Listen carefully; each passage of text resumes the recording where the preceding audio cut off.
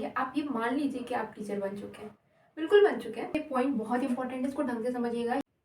नमस्कार एवरीवन, आज हम लोग मैथ्स पेडागोजी में एनसीएफ 2005 पढ़ेंगे, जो कि सिर्फ मैथ्स पेडागोजी में इंपॉर्टेंट नहीं है बल्कि अदर सब्जेक्ट में भी इंपॉर्टेंट है। लेकिन यहाँ पे हम मैथ्स के कॉन्सेप्ट में, मैथ्स के कॉन्टेक्स्ट में ज़्यादा पढ़ेंगे।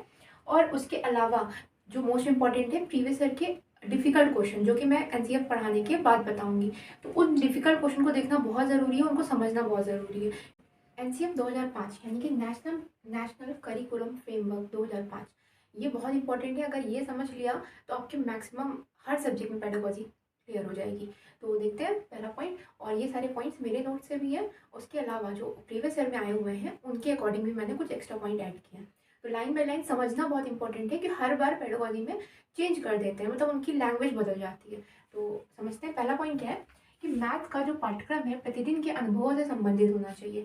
यानी कि जो बच्चे की डे बाय डे की जो एक्टिविटीज़ है या जो डे बाय डे के एक्सपीरियंस है, उससे रिलेटेड पाठ्यक्रम होना चाहिए, जिसमें भी डे बाय डे के अनुभव से संबंधित आंसर दिखे वो टिक करिएगा।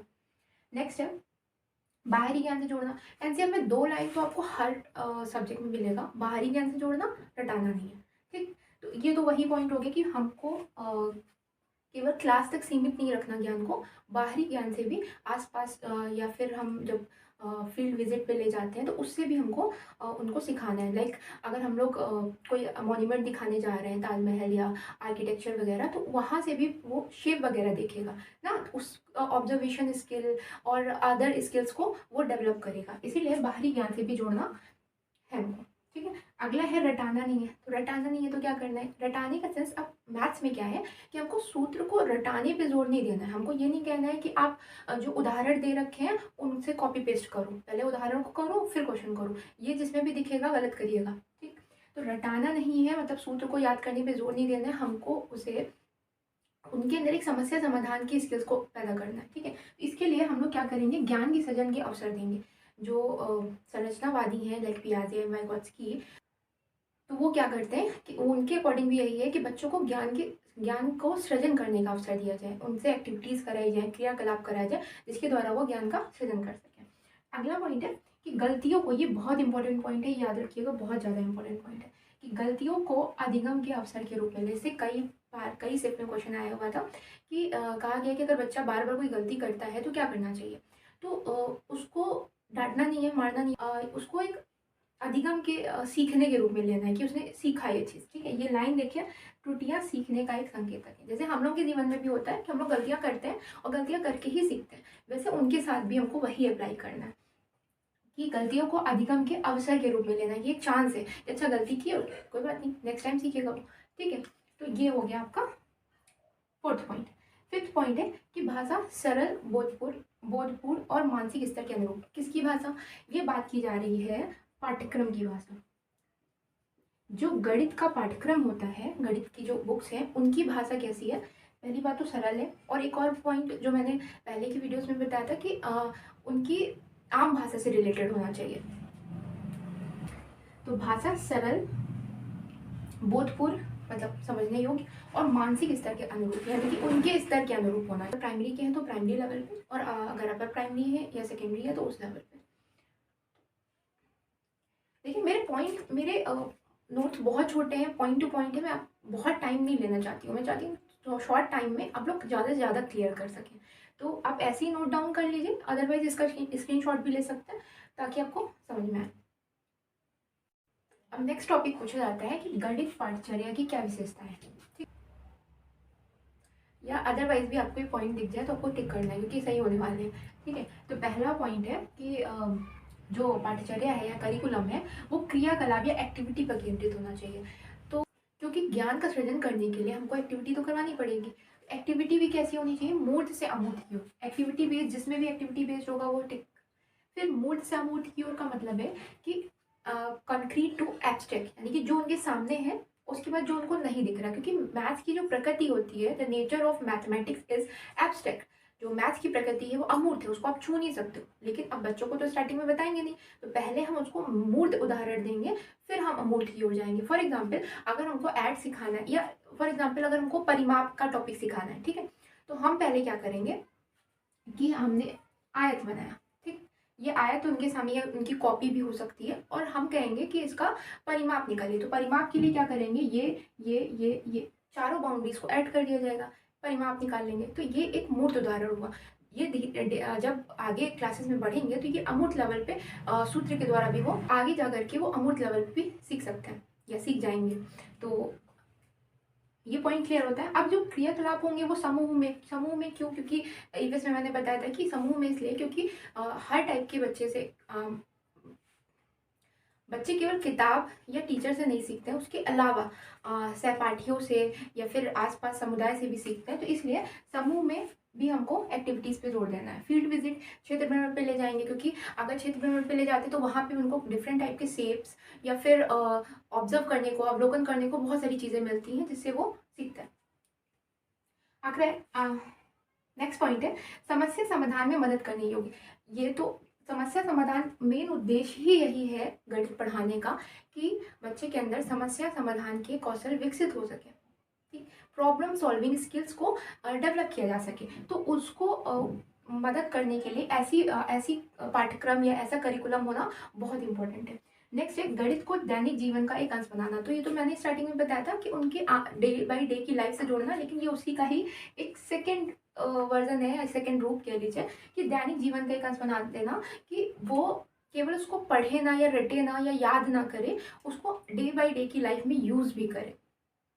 जैसे हम लोग करते हैं, हम लोगों को मैथ्स पढ़ाया जरूर जाता है लेकिन हम लोग उसको यूज़ करते हैं। तो वही उद्देश्य हमारा या इस पाठ्यक्रम का भी रहेगा कि बच्चे केवल उसको रटे ना, बल्कि उसको डे बाई डे की लाइफ में यूज़ भी करें। नेक्स्ट टॉपिक है कि गणित कक्षा में आकलन, यानी कि असेसमेंट में हम ये देखते हैं कि उस बच्चे को आया कितना। तो इसका उद्देश्य क्या होता है, तो फीडबैक, यानी कि इसको बोलते हैं, हिंदी में बोलते हैं प्रतिपुष्टि। इसका उद्देश्य होता है प्रतिपुष्टि देना कि उसको कितना समझ में आया हुआ है या फिर कितना उसने ग्रहण किया है, ठीक है।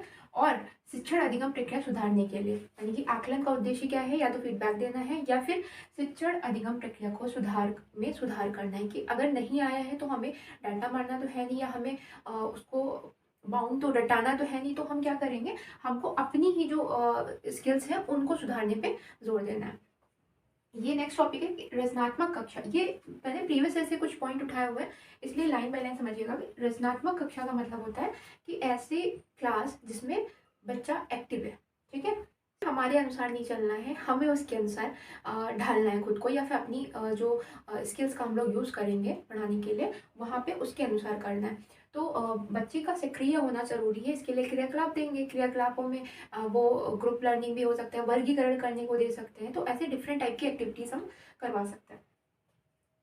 जो गणित का पाठ्यक्रम है वो एक टॉपिक छूट गया था, वो नॉन नंबर एरियाज को बढ़ावा देना है, ठीक है।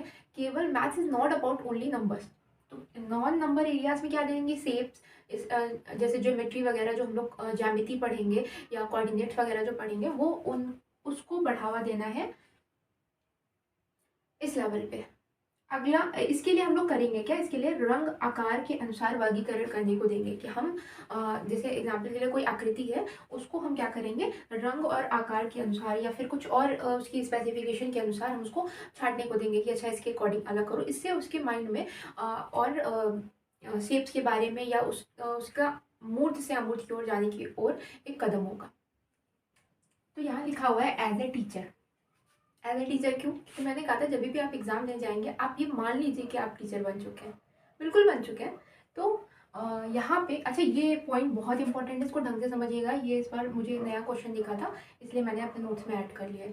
तो पहला पॉइंट ये है कि गलत उत्तर देने पर अनुमानित उत्तर के सटीक होने पर प्रशंसा करें। मतलब अभी मैंने बताया था कि गलत उत्तर अगर बच्चा देता है तो उसको हम अधिगम के अवसर के रूप में लेंगे, क्योंकि त्रुटियां क्या होती हैं, सीखने का संकेतक होती हैं। लेकिन अभी मैं कह रही हूँ कि उस पर हम लोग प्रशंसा करेंगे। अगर बच्चा गलत उत्तर देता है तो हम डांटना मारना या समझाना नहीं है, हम मतलब कॉन्सेप्ट तो क्लियर करेंगे ही, लेकिन उसके अलावा हमें उसकी प्रशंसा करनी है कि अच्छा तुमने कम से कम अनुमानित उत्तर के सटीक तो लाए ना, कि हाँ ठीक है लगभग में पहुँच गए हो, थोड़ा सा और बढ़ जाओ, थोड़ा सा और मेहनत करो या थोड़ा सा और कॉन्सेप्ट समझो तो आंसर आ जाएगा। तो अनुमानित उत्तर के सटीक या करीब होने पर हमको उसकी प्रशंसा करनी है, अगर वो गलत आंसर देता है तो। ये पॉइंट बहुत ज़्यादा इम्पोर्टेंट है, ढंग से समझिएगा। बच्चे को अब अवधारणात्मक और कार्यविधिक ज्ञान में संबंध बताना। इसकी इंग्लिश लिखी हुई है। अवधारणात्मक का मतलब होता है कॉन्सेप्चुअल और प्रोसीजरल ज्ञान। अब कॉन्सेप्चुअल ज्ञान क्या हो गया, मतलब जो हम कॉन्सेप्ट बताते हैं, लाइक अगर हमको पेरीमीटर बताना है या हमको सर्किल बताना है तो उसका जो हम कॉन्सेप्ट बताएंगे, ऑब्वियसली मूड से अमूर्त की हो तो बताएंगे, लेकिन उस कॉन्सेप्ट को सिखाने के बाद उसका प्रोसीजरल ज्ञान क्या होता है, अनिवार्य ज्ञान, वह ज्ञान जो किसी कार्य के निष्पादन में यूज होता है, यानी कि किसी टास्क को पूरा करने में जो यूज होता है, उसमें हमको संबंध बताना है कि हमने ये कॉन्सेप्ट तो सिखा दिया, लेकिन आपकी लाइफ में अगर आता है, आपकी डे बाय डे की लाइफ में आता है, तो आप उस टास्क को कैसे कंप्लीट करोगे। तो इनमें हमको रिलेशन बताना है। आई होप आपको समझ में आया होगा। ये पॉइंट बहुत इंपॉर्टेंट है और मुझे ये प्रीवियस ईयर की एनालिसिस में ये क्वेश्चन दिखा था और मुझे लगा ये ऐड करना चाहिए। तो इस पॉइंट को ढंग से समझिएगा और हो सके तो स्क्रीनशॉट ले लीजिए। नेक्स्ट क्वेश्चन ऐसे पूछा गया है कि प्राइमरी में भिन्न पढ़ाने के लिए, यानी कि फ्रैक्शन पढ़ाने के लिए हमें क्या करना चाहिए। तो फ्रैक्शन पढ़ाने के लिए ऑब्वियसली हम स्टार्टिंग में उसको अंश और हर या न्यूमरेटर डिनोमिनेटर नहीं बताएंगे। हम क्या करेंगे, उसको क्रियाकलापों द्वारा, जैसे कागज के जो कटआउट होते हैं, या सर्किल ले लिया या फिर आयत ले लिया या वर्ग ले लिया, इन कटआउट्स का यूज़ करके सिखाना है। जैसे एग्जाम्पल के, अगर यहाँ आयत दे रखा है, ये भाग रंग दिया गया, तो अब हम उनको ऐसे सिखाएंगे कि अगर ये रंग दिया गया तो अगर शेडेड पार्ट का कितना फ्रैक्शन हुआ, शेडेड पार्ट कितना हिस्सा है, तो एक हिस्सा है, कितने का, टोटल कितने हिस्से हैं, 4। तो इसीलिए इस प्रकार हम उनको भिन्न का पहले उदाहरण देंगे। जैसे मैंने बताया था मूर्त से अमूर्त की ओर, तो ये हो जाएगा मूर्त, और फिर वो धीरे धीरे अंश और हर का कॉन्सेप्ट समझेंगे और फिर वो अमूर्त की तरफ जाएंगे। नेक्स्ट क्वेश्चन ऐसे पूछा गया था कि गणित में मानचित्रण की क्या विशेषता है, यानी कि गणित में मैपिंग को क्यों रखा गया है। ठीक है, तो इनके पॉइंट समझ लेते हैं। पहला है समानुपातिक सोच विकसित करना। मैपिंग से क्या होता है, प्रोपोर्शनल थिंकिंग। प्रोपोर्शनल थिंकिंग का मतलब है, अगर आपने देखा होगा कि एक क्वेश्चन आता है कि अगर 1 सेंटीमीटर बराबर 100 या 110 मीटर, ये बहुत आया हुआ है इसीलिए मैं पूछ रही हूँ। और दूसरा है कि मान लीजिए 3 सेंटीमीटर बराबर कितना किलोमीटर। तो ये जो प्रोपोर्शनल होता है कि एक 1:3 है तो 2:2 क्या होगा। तो इस तरीके से जो प्रोपोर्शंस होते हैं उनको समझने के लिए मैपिंग को जगह दी गई है। नेक्स्ट है दिक् स्थान संबंधी सोच विकसित करना। इसका अर्थ है दिक् स्थान, जैसे मैंने प्रीवियस में बताया था कि दिक् स्थान का मतलब होता है स्थान या फिर डायरेक्शंस या फिर भौगोलिक स्थिति से संबंधित जो कॉन्सेप्ट है उनको क्लियर करने के लिए भी मैपिंग को रखा गया। उच्च गणित में भी कई विषयों का आधार है। मैपिंग क्या होती है कि जो हायर मैथ्स होती है उसमें कई सारी सब्जेक्ट्स का ये बेस होता है, इसीलिए इसको पढ़ना बहुत इंपॉर्टेंट है या इसको जगह दी गई है करिकुलम में। अब ये एक क्वेश्चन और पूछा गया था कि ज्यामिति के दौरान, यानी कि अगर हम ज्योमेट्री पढ़ाना है तो इसके दौरान हमको भ्रमण पे ले जाना, यानी कि फील्ड विजिट पे ले जाना क्यों ज़रूरी है, उससे क्या होगा, कि उससे बच्चा कैसे ज़्यादा सीखेगा। तो फील्ड विजिट में हम कहाँ ले जा सकते हैं, हम आर्किटेक्चर को दिखाने ले जा सकते हैं या मोन्यूमेंट्स को, या आसपास जो भी चीज़ें हैं वहाँ से ऑब्जर्व करेगा। एग्जाम्पल से समझिए, आकृतियाँ वास्तुशिल्प का एक भाग है। बहुत शुद्ध हिंदी हो गई, लेकिन वास्तुशिल्प का मतलब हो गया आर्किटेक्चर का एक पार्ट होती है। जैसे एग्जाम्पल के लिए एक मंदिर है, अब मंदिर में ये कोई आकृति उनको दिखेगी तो हम लोग पूछ सकते हैं कि ये क्या है। तो उससे अगर वो पहले स्तर पे है वैन ही लेके, जैसे पहला स्तर होता है विजुअलाइजेशन, तो वो बताएगा ये ट्रायंगल है ना। उसी तरीके से ये क्या है, तो ये रेक्टेंगल है, या ये क्या है, तो ये रेक्टेंगल है। आकृतियाँ आर्किटेक्चर में छिपी हुई होती हैं, फिर आर्किटेक्चर का एक पार्ट है जिससे कि हम ज्यामिति को पढ़ाने में उसका सहारा ले सकते हैं। जैसे ये हो गया कि हेमिस्फेयर हो गया, या फिर आप सेमी सर्कल कह सकते हैं। तो ये इस टाइप में वो आकृतियों को पढ़ सकते हैं। तो अभी आज का सेशन यही रखते हैं, क्योंकि इसके बाद मैं कुछ पॉइंट आपको इस टॉपिक में क्लियर कराऊंगी कि क्या नहीं करना है, क्योंकि क्या करना तो सब बता दिया जाता है, क्या नहीं वाले जो पॉइंट्स हैं मैथ्स में स्पेशली, उनको मैं एक जगह पे या कुछ 5 मिनट की वीडियोस डाल दूंगी, जिससे आपका क्लियर हो जाएगा कि वही अगर वो जहाँ पे ऑप्शन दिखेगा उस पर तो तुरंत गलत करना है। तो आई होप आपको समझ में आया होगा। तब तक के लिए थैंक यू।